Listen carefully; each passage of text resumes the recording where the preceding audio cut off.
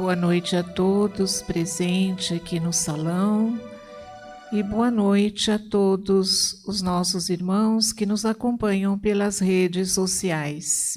Sejam todos muito bem-vindos ao Centro Espírita Nosso Lar Casas André Luiz. E como é de costume, eu convido a todos a acompanhar, a fazer uma prece para dar início à nossa reunião. Então, vamos nos preparando, nos tranquilizando, nos colocando confortavelmente nos lugares e elevando o pensamento a Deus, a Jesus, ao plano espiritual maior, que já prepararam este ambiente desde muito para nos receber com todo carinho, com todo amor. A nossa gratidão a Deus por estarmos aqui mais uma reunião, aproximando o nosso conhecimento dos ensinos do Cristo. E assim, então, oremos, agradecendo a Deus e pedindo que nos fortaleça na fé, na esperança, na confiança e que nos ajude a trilhar a estrada da evolução espiritual da melhor maneira possível. Nós agradecemos o amado Jesus que derrama as bênçãos sobre nós diariamente e pedimos que Ele possa nos orientar, nos proteger e nos inspirar à compreensão dos ensinos de hoje. Muito obrigada, Jesus, que assim seja, graças a Deus. E o tema de hoje é pena de morte, é extraído do Livro dos Espíritos nas questões 760 a 765. E quem falará para nós é o expositor Adriano, que vamos envolvê-lo com energias positivas, que a sua palestra seja muito feliz. Muito obrigada. Que a paz de Deus esteja com todos. Vamos pedir ajuda para algum advogado, jurista do além para vir nos ajudar, porque o tema é auspicioso. Todas as vezes em que vamos nos debruçar em torno da temática que nos cala fundo, em torno daquilo que está nos noticiários, que está, como dizem os jovens, fervendo, isso está fervendo, nos chama a um posicionamento. E qual o posicionamento da doutrina espírita? A doutrina espírita não é favorável, é contra a pena de morte, e isso não está aberto para discussão. Ponto. E no momento em que nós nos colocamos diante da sociedade, que diante de toda esta situação na qual estamos envolvidos, nós temos que evocar aquilo que é a base para a acepção deste posicionamento, que é o Livro dos Espíritos. Este tema está lá no finalzinho da parte 6ª do capítulo 6º, da terceira parte de O Livro dos Espíritos, que trabalha as leis morais, em que vem nos trazer, diante da lupa que Kardec coloca a respeito da lei de destruição, o que vem a ser isto. Então, dentro deste capítulo, lei de destruição, estão ali catalogadas as situações daqueles veículos que vão nos levar a desaparecer da face da Terra, a desencarnação natural, a extinção da nossa energia vital e tudo aquilo que vai estar contra aquele instinto que todos nós temos de conservarmos-nos a maior parte do tempo vivos. Quer ver quando esse instinto de conservação ele é ativado? Vejam uma fêmea, qualquer uma fêmea, no momento em que ela está com a sua cria e chega algum outro animal que vai colocar em risco aquela cria. Uma onça, uma girafa, uma baleia. Já devem ter visto vários vídeos evidenciando isto. Quando esta fêmea é humana, já viram uma mulher, uma mãe defendendo o seu filho, a sua filha pequenininha ali? O que nos distingue de uma outra situação, de um outro animal? Que nós temos razão, linguagem articulada, trabalhada, através do nosso psiquismo. E nós, porque temos razão, colocamos um freio nesse instinto. Então, isso nos segura no momento de defesa desta cria, desta prole, está ali gravada na nossa consciência, porque a lei está lá determinando, não matarás. E o Código Penal vai nos caçar se executarmos isto. Mas primeiro a lei está na consciência, o não matar está na consciência. E depois o conjunto de regras, de valores instituídos para a sociedade vai nos impor uma forma de conduta. E aí, no momento em que transgredimos a lei, o nosso livre-arbítrio vai ser cassado. Para onde estou tentando levar o nosso raciocínio? Já tem gente franzindo a testa, o que ele está falando? Eu estou chamando a atenção para que nós que estamos aqui neste salão e outros que estão nos ouvindo, é que há uma lei sobre-humana gerenciando o nosso processo de ir e vir. E que no momento em que a legislação humana é nos colocada, ela não pode transgredir a lei de Deus. Nos países em que a pena de morte ela é instituída, e isso não é da cabeça deste humilde que vos está falando, a violência não diminuiu. Peguem as estatísticas. A gente não pode ficar falando pelo cotovelo. O cotovelo vai sentir somente dor se a gente apertar. Ele não tem neurônio para fazer o senhor e a senhora usar o córtex cerebral e emitir um conceito. Um conceito não é somente opinião. Um conceito é aquilo que está consubstanciado num fato. Então, a pena de morte ela não fez diminuir a quantidade de crimes e não protegeu as pessoas nesses países em que ela está instituída. Ponto. E aí nós, que estamos aqui discutindo este tema sob a égide da doutrina espírita, que coloca um holofote gigantesco na realidade espiritual, temos que olhar para este dado e tentar interpretar. O que faz recrudescer a violência a ponto de cada um dos legisladores buscarem à tona trazer esta discussão na intenção de proteger a população que está sendo violentada constantemente? Onde é que está a falha? Onde é que está o erro? Onde é que está a falha no processo? A gente tem que entender, a gente tem que trabalhar essas questões, porque o aspecto espiritual vai nos cobrar aquilo que nós estivermos legislando. Nós somos responsáveis por aquilo que nós votamos, por aquilo que nós pensamos, por aquilo que nós fazemos. É lógico que o legislador, o indivíduo que está à frente nos conduzindo e aqueles que têm a obrigação de fomentar, trabalhar as leis, e aí o Estado é laico. O Estado é laico. Porém, aquelas pessoas que estão ali advogando determinadas causas têm as suas ideias, têm as suas vocações. E é na mistura destas vocações, sendo ético, porque ética é atemporal. Aquilo que é ético não tem nenhuma vestimenta de religião. Não tem nenhuma vestimenta de ideologia. Ético é ético. Pode visitar qualquer lugar.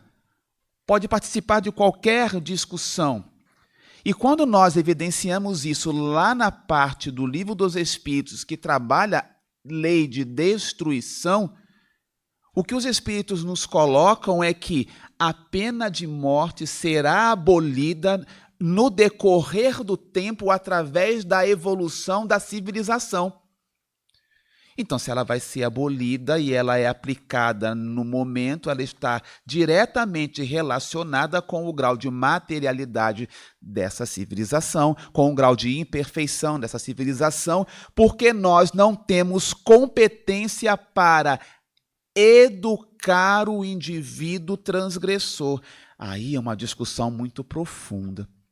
Num país que tem uma das maiores populações carcerárias do mundo, trabalhar esta questão com a total incompatibilidade dentro de um processo, e se tiver algum advogado, se tiver algum irmão aqui que é desta área, pode asseverar isto.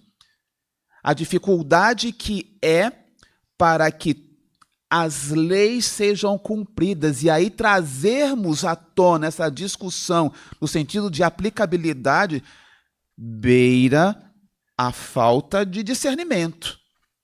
Não é para ideologizar esta questão. O que eu estou trazendo aqui é para que nós coloquemos a informação espiritual acima de tudo isso, mas que nós raciocinemos com os dados, com as informações. De uns tempos para cá, o discurso de ódio ele está a tamanho que nós aqui no Brasil, pátria do Evangelho, Brasil, coração do mundo, pátria do Evangelho, não é isso que está lá no livro?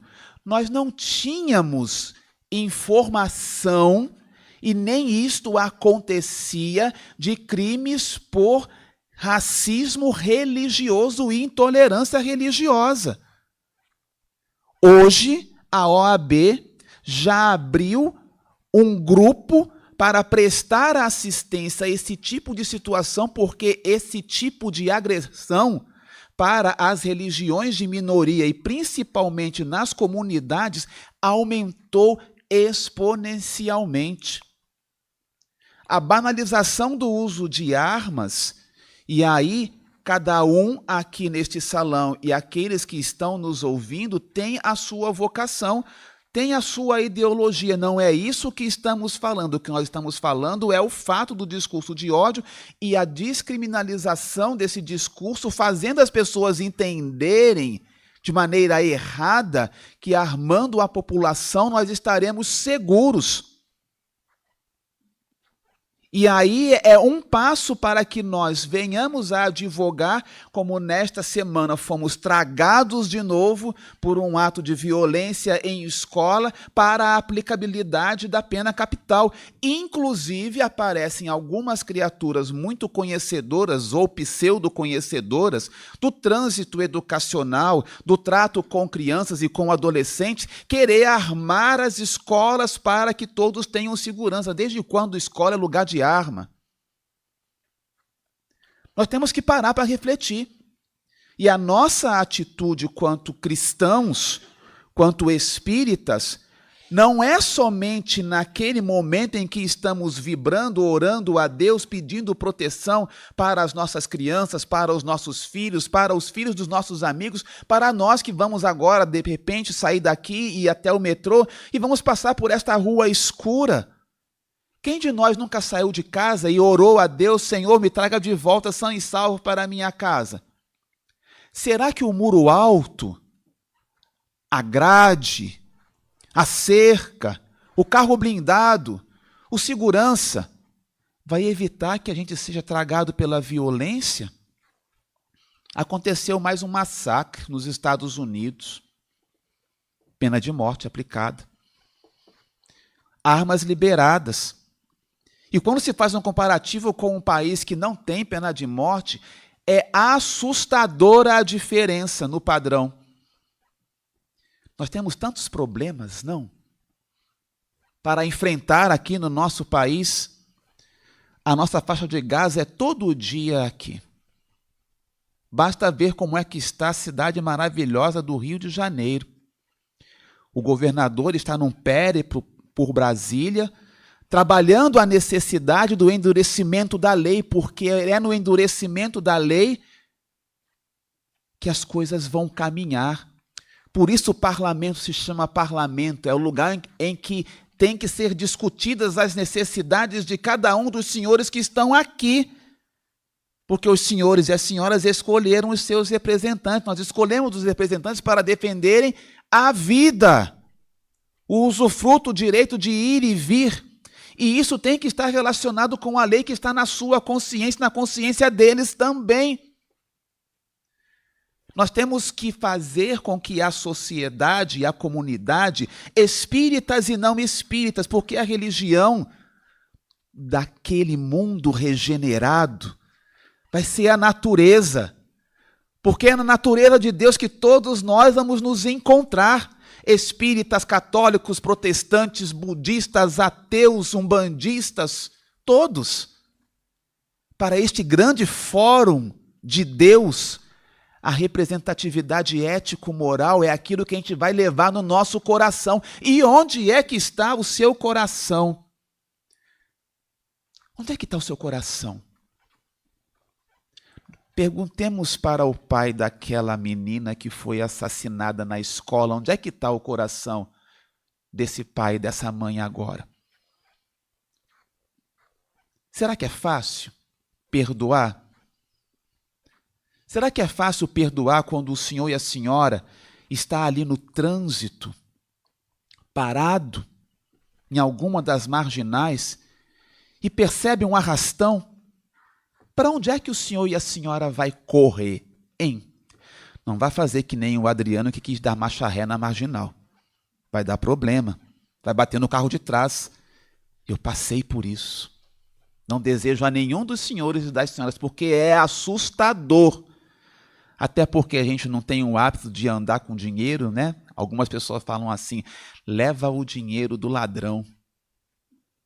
Você já pega o celular e já deixa assim, né? Para o sujeito passar e nem te ver. Senhor, me desmaterializa. Leva só o celular. Medo. Isso é terror. E nós vivemos assim, vamos nos acostumando. E aí tem de tudo.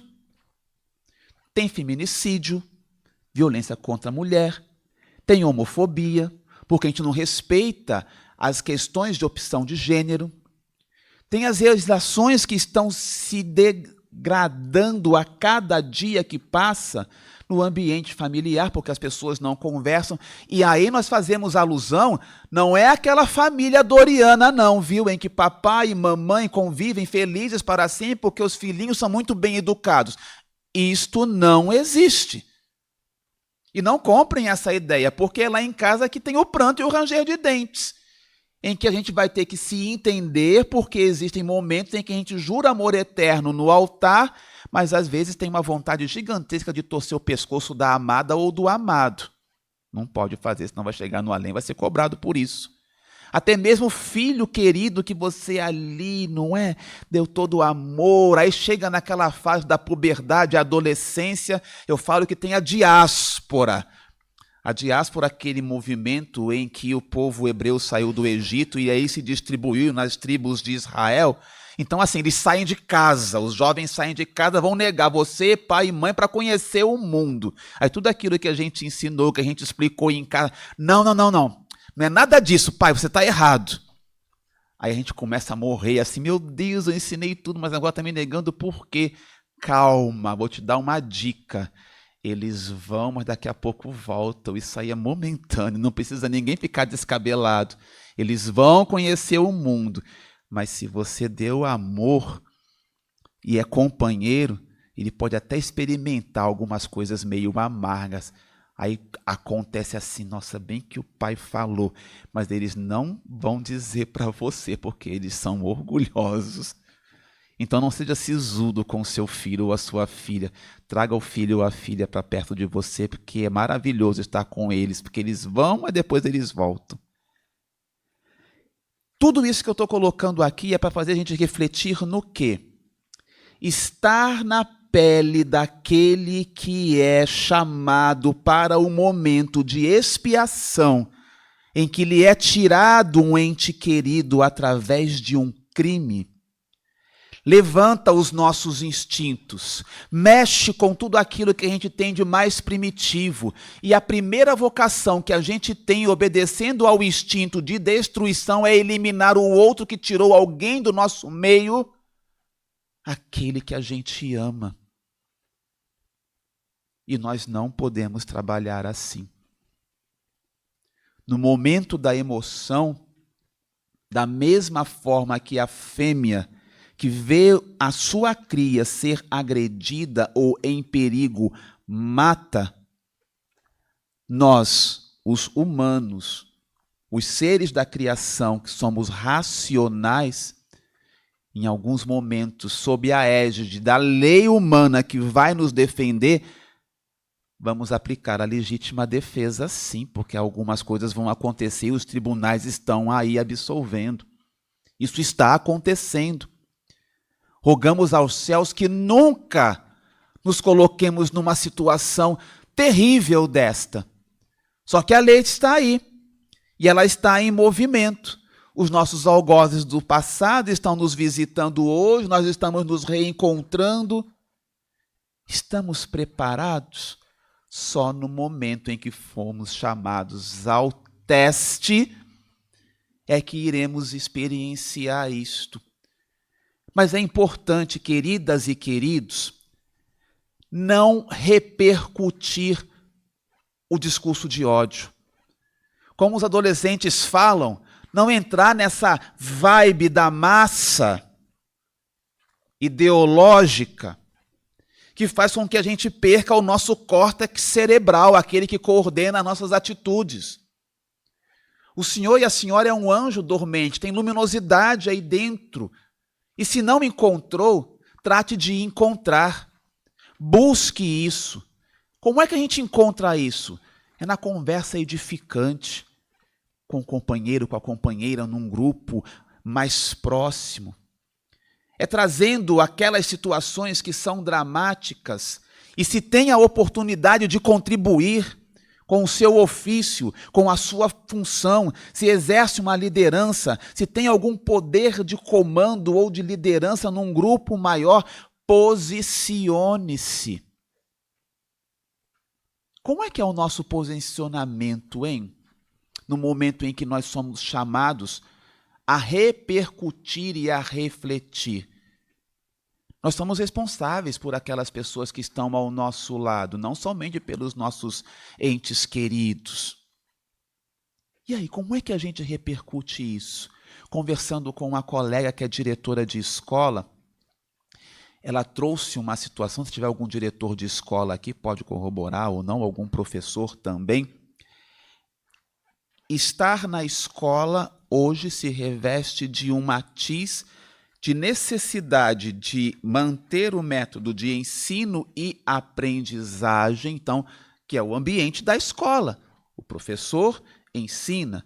Hoje alguns falam ele é um facilitador, mas para a gente que já está aí mais na frente, ele ensina matemática, português, mas também levar valores para essas crianças e esses jovens. É o ambiente da escola. Agora a escola ela tem que ensinar, ela tem que formar o indivíduo também a ter resiliência.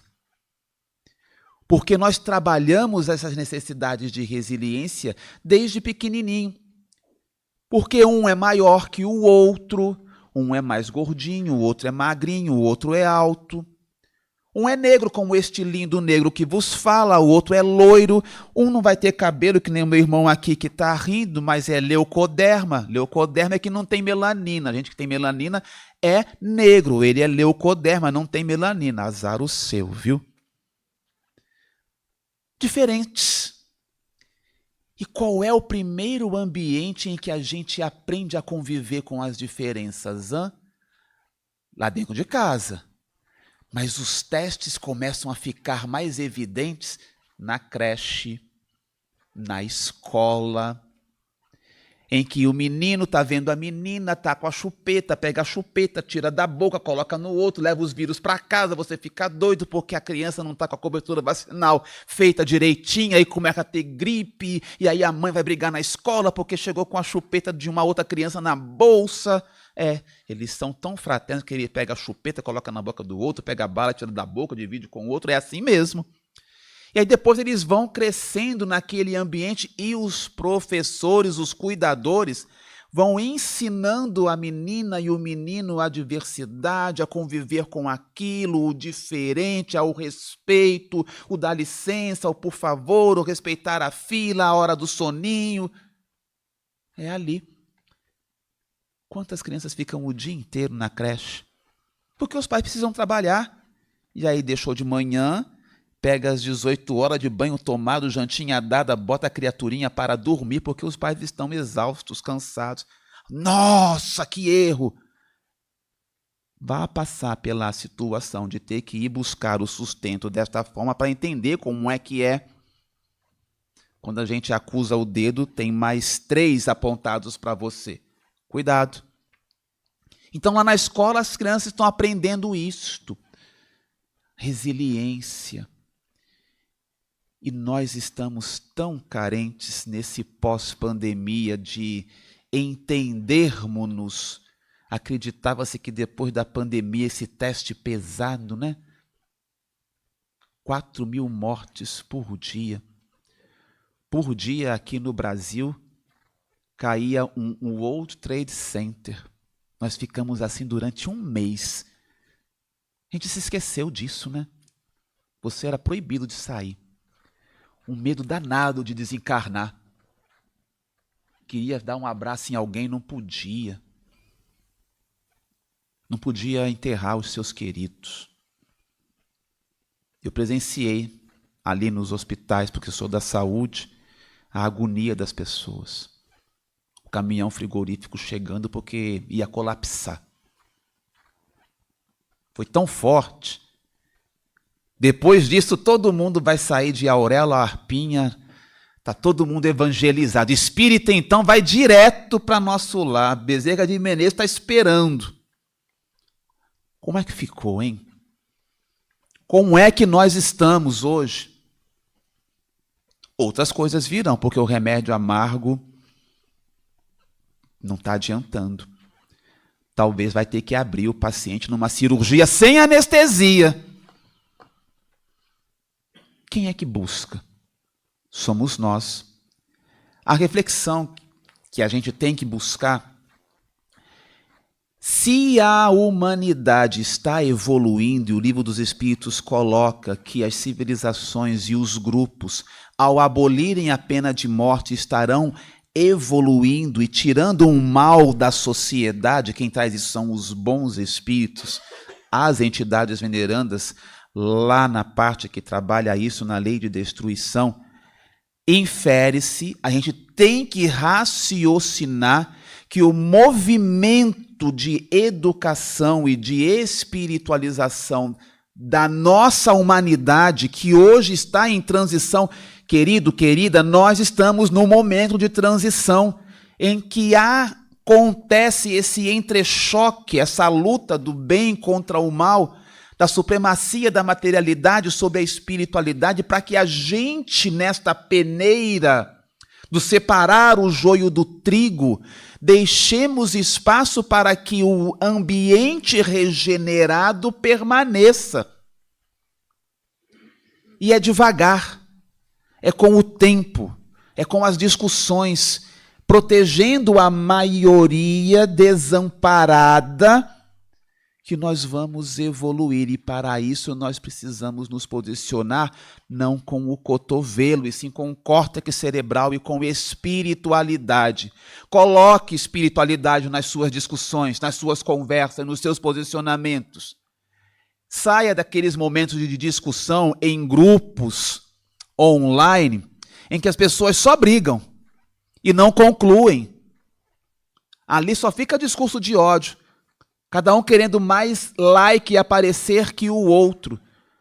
Sabe o que dá trabalho? Formar um grupo de trabalho, um grupo de estudo, vamos discutir tal tema para ajudar tal ONG. Quem quer?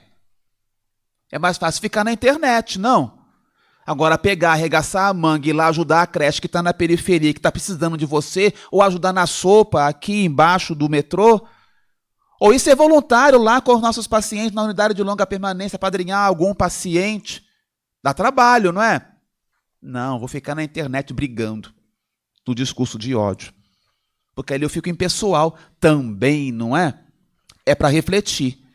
Porque estas discussões, elas prosperam muito nesses ambientes porque tem vários robozinhos impulsionando ideias, né? E a gente compra muita ideia que não é muito boa. Fiquemos atentos. A doutrina espírita, ela nos coloca diante da racionalidade.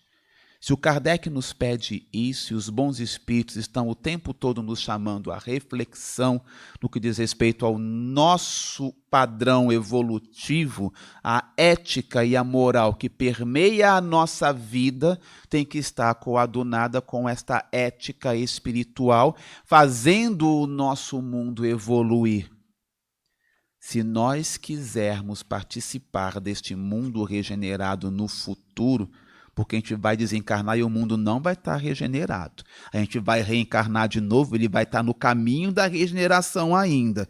Então, se o senhor quiser ficar, a senhora quiser ficar nessas energias do mundo regenerado, é bom entender que num mundo regenerado não existirá pena de morte. É para a gente pensar, é para a gente refletir. O que a gente quer para o nosso processo de evolução? Continuar andando que nem tartaruga ou agilizar um pouco esse processo com a nossa atitude, nos relacionando com o bem? Leva para casa para refletir. Que Jesus nos abençoe, ampare e inspire. Muito obrigada, Adriano, pela sua palestra, pelas suas palavras esclarecedoras. E vamos então, assim, retornando nossa sintonia com Jesus. E vamos vibrar. Vibrar é emanar pensamentos acolhedores em prol daqueles que precisam mais. Então vamos doar do fundo do coração o que houver de melhor em nós, para todas as crianças, em creches, em escolas. Vamos vibrar para os pais, mães, que possam visitar todos esses irmãos que necessitam esclarecimento, amparo. Vibremos. Vibremos por todo o planeta Terra, por todos os países que se encontram em conflitos, por todos os países que adotam a lei da pena de morte. Que chegue o esclarecimento espiritual nestes corações e que ampara todos esses nossos irmãos desabrigados, sofredores. Vibremos. Por todos os doentes em hospitais, em casas de repouso. Vamos vibrar amor, saúde, equilíbrio e muita paz. Vibremos.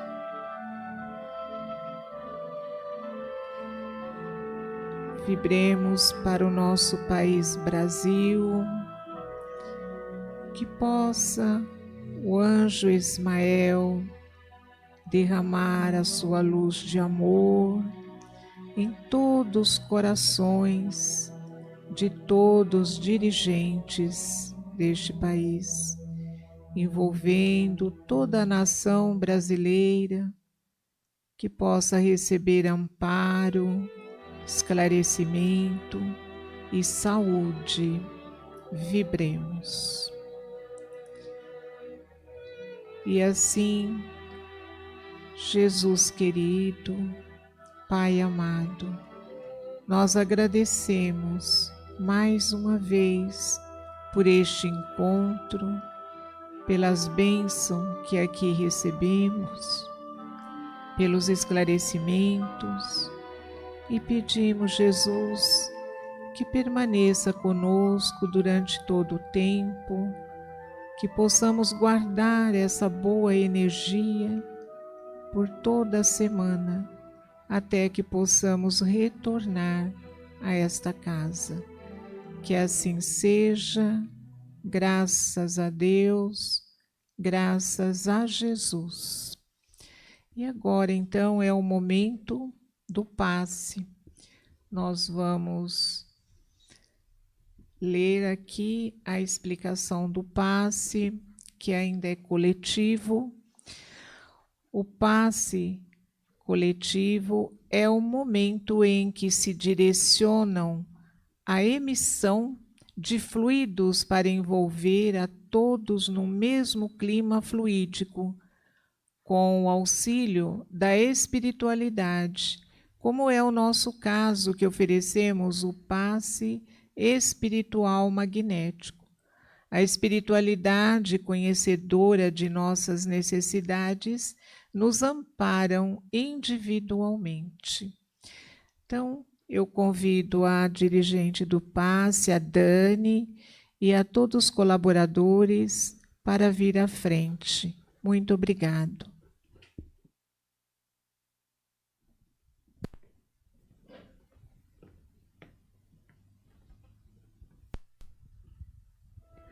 Boa noite a todos.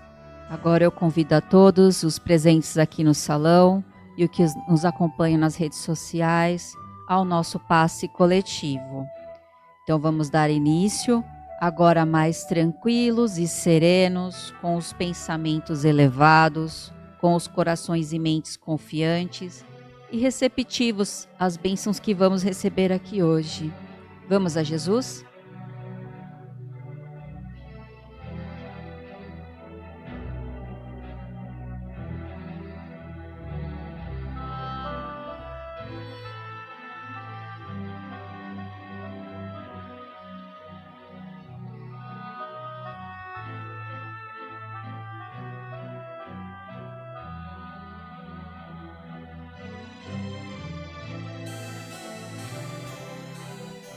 Que assim seja, graças a Deus, graças a Jesus.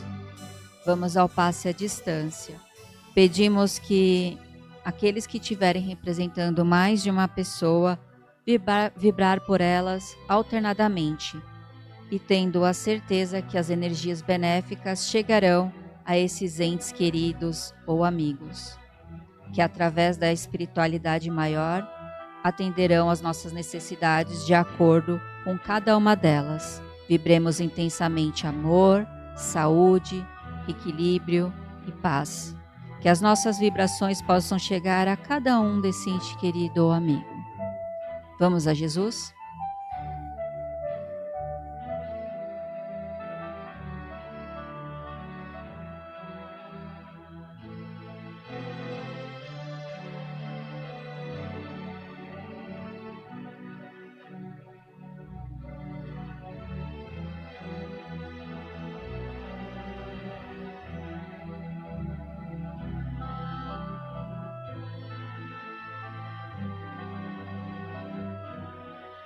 Que assim seja, graças a Deus.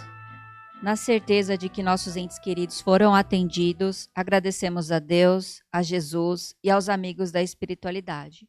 E esperamos continuar este tratamento na próxima semana. Que assim seja. Muito obrigada aos trabalhadores. Obrigada, Cília. Muito obrigada, Dani. Muito obrigada aos colaboradores. E agora eu peço mais um momento de atenção. Vou passar o tema e alguns recados da casa. O tema da próxima semana será novos planetas diferentes densidades fluídicas. É do O Consolador, nas questões 70 a 89. É um livro psicografado por Chico Xavier, pelo Espírito Emmanuel. Então, fica aqui para quem gosta de se preparar, é só dar uma estudadinha. E temos uns recados que são,